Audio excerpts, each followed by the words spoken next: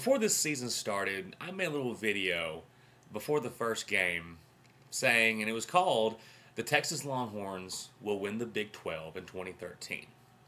And for a fairly long video, I tried to break down why I thought Texas would be able to win it. I said in there, I didn't think Texas was going undefeated. I didn't think Texas would win the national championship, but I figured in the end it would play out the way that Texas would win the Big 12, go to the Fiesta Bowl, and at the time beat Louisville or something like that. Well, so coming into this game, the fact that Texas, because Okie State lost to Oklahoma, essentially was in the Big 12 title game against Baylor. And but it's all smoke and mirrors, guys. I mean, it doesn't, when I made that video before the season started, I had a completely different outlook and view of this football team before we started seeing what it was. And yeah, their injuries happened. The injury to David Ash was huge. Losing Jonathan Gray against West Virginia was a big deal. But, I mean, of course, the Ash injury was huge, and it changed a lot of things. With Case McCoy is a much different player than David Ash is, though David Ash, he had his problems early on, too. But, yeah, I expected a much more crisp football team, a team that I could definitely tell was headed in the right direction. Not just to have mediocre football seasons or above average football seasons, but a team where I could see whether at the end of the year I could say this is a team that's on the cusp of competing for a national championship. Whether Texas had beaten Baylor tonight or not, that's not the case. This Texas Longhorns team, and I said it earlier in this video, this whole season, this whole run in the Big 12 was a lot of smoke and mirrors, a lot of patchwork, trying to find which pieces fit here. Maybe this works here, this works not. Longhorns benefited from a bad conference. Most of this conference are a bunch of bad teams. And I said it after the West Virginia game, I believe, that this team it's not as bad as I thought they were after Ole Miss, but they're not near as good as they're supposed to be, and well, they should be. I keep harping about it, but before the season started, this was the team that everyone was pointing towards as the team to watch out for. This is the team to get Texas back on track. Well, that's not the case. Because even though Texas was in the Big 12 championship game, whatever you want to call it today in Waco, after getting trounced by Baylor, and we'll talk about that in a little bit, how Baylor just completely annihilated the Longhorns, we now drop to probably, with tiebreaker stuff, to fourth. I think. I don't know. It all playing out. We'll end up playing we'll probably play in a bowl game named after some chicken wings company or something sponsored by a credit union. Who knows? It doesn't really matter. But that's how far the drop is. We went from possible Fiesta Bowl to probably the Buffalo Wild Wings Bowl or something like that. Who really cares? But going on this game today, let's just talk about this Baylor game, this Baylor squad. Congrats to Baylor. People, if you watch these videos and you're not from a Big 12 country, you may not have known much about Baylor before RG3 got there. And I got to tell you something.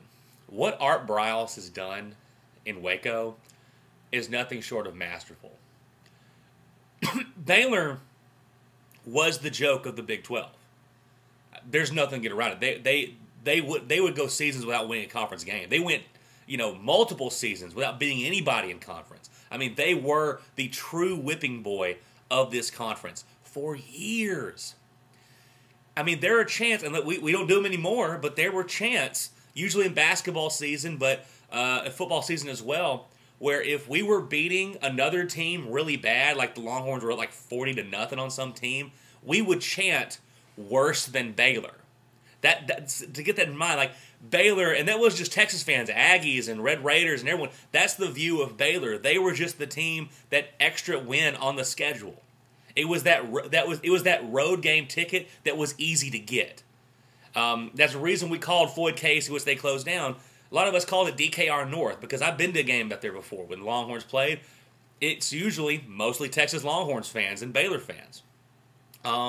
So for Art Briles to come in there and do what he's done, and it's not just be a flash in the pan, this is a legitimate football program up in Baylor. And hats off to them, and I think they did a good job of locking him up for at least the next 10 years. RG3 helped start it, but he's had Nick Florence, and then now Bryce Petty. I mean, he's got great quarterbacks coming through there. A great running game, just a depth of athletes on both sides of the football. Never thought Baylor would ever have that, and they do. So that's this game today, though. I know it's cold. It's cold here in Texas. It's real. I'm here in Tyler, and it's cold, and I know it's even colder over in Waco. It's about 25 degrees. It felt like 12.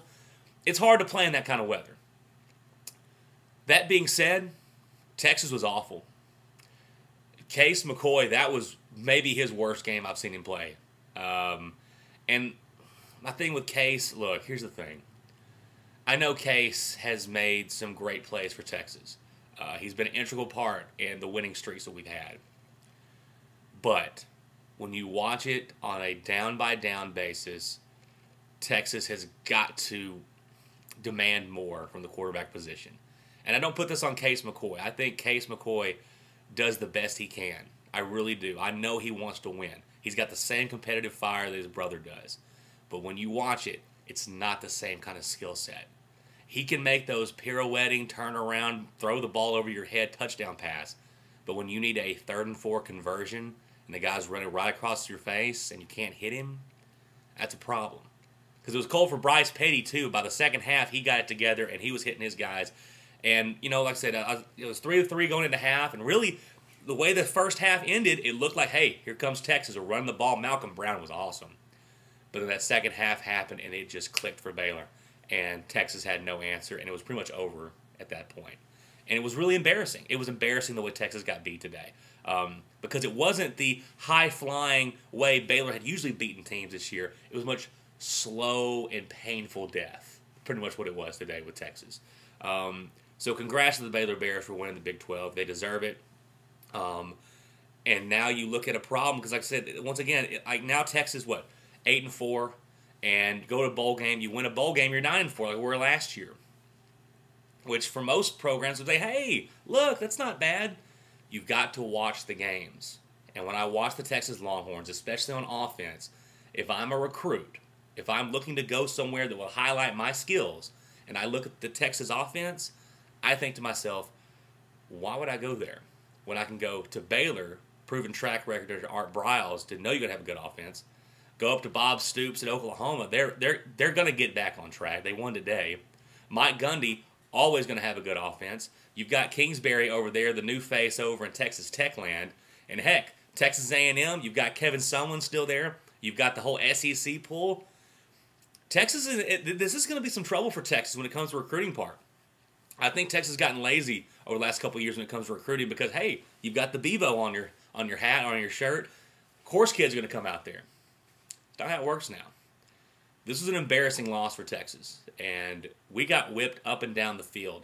Were there opportunities for Texas? Yeah, but as I said, it's the same thing with the Oklahoma State game. You can try to point to, like, the fumble that we could have gotten on the punt that Baylor muffed, and our guys knocked it out of bounds at the 2-yard line when we could have had the ball at the 2-yard line. But when you start doing that, when you start looking at a game and point at those small, little specific things, and you miss the overall dominance of the other football team, the other team's better. Baylor's better than Texas. So, as I say, once again, can't say it enough. Congrats to the Baylor Bears. They're going to the Fiesta Bowl. I think they're playing Central Florida, so they'll win that game. Texas, I don't know who we're playing in the bowl game. I'll watch. I'll cheer them. I hope they win, but I don't know. This has been one of those weird seasons where we've been winning, but it just didn't feel right. Felt like smoke and mirrors. Felt like it was a mirage, and when we played the good football teams. Except, we got Oklahoma, but for the most part, when we played good football teams, Texas didn't have a shot. So, congrats, Baylor. Hook 'em horns. Texas fight. And we'll see how this offseason plays out. It's going to be interesting in Austin. It's going to be interesting. See you guys later.